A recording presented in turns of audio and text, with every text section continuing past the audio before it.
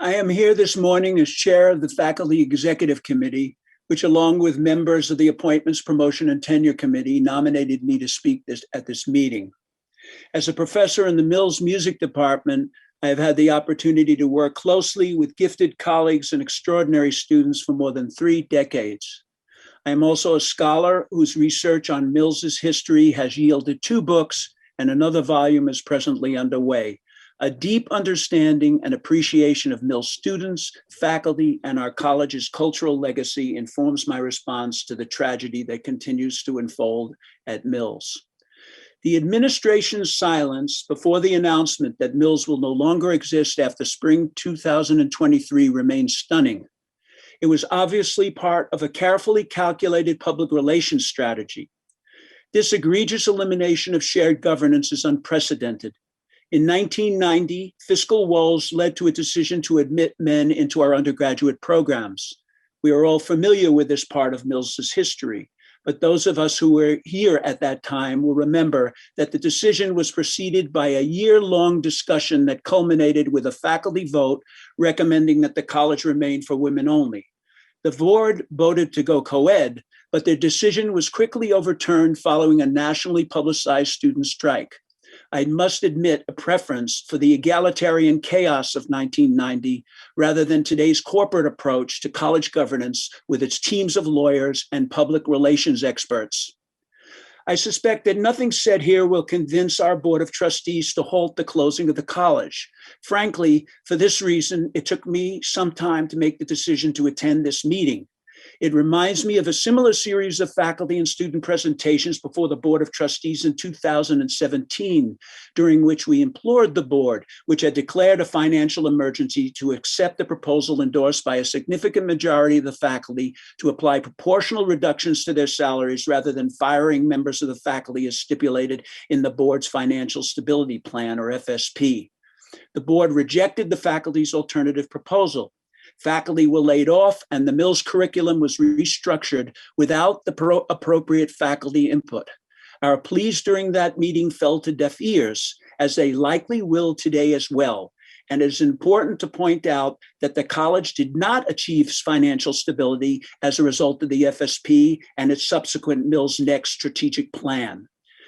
The financial emergency declared by the board did not meet the AAUP procedural standards designed to safeguard tenure and academic freedom under institutional conditions of severe financial distress, nor has the Mills faculty's role in the negotiations with UC Berkeley.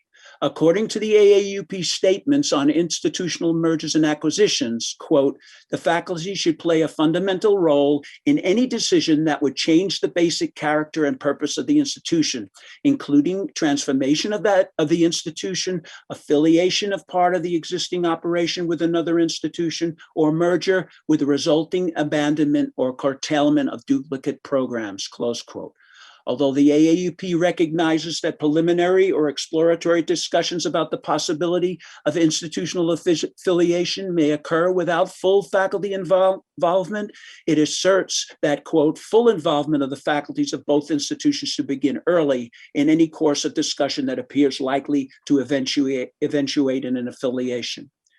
Shared governance is dependent upon the principle of joint effort, an approach to participatory decision-making by the constituencies that make up an institution of higher education, governing board, president and administration, faculty, students, and alumni. Joint effort entails decision-making participation by all of the institutional components, with the provision that, quote, differences in the weight of each voice should be determined by reference to the responsibility of each component for the particular matter at hand, a principle paraphrased in our faculty handbook, section 1.3.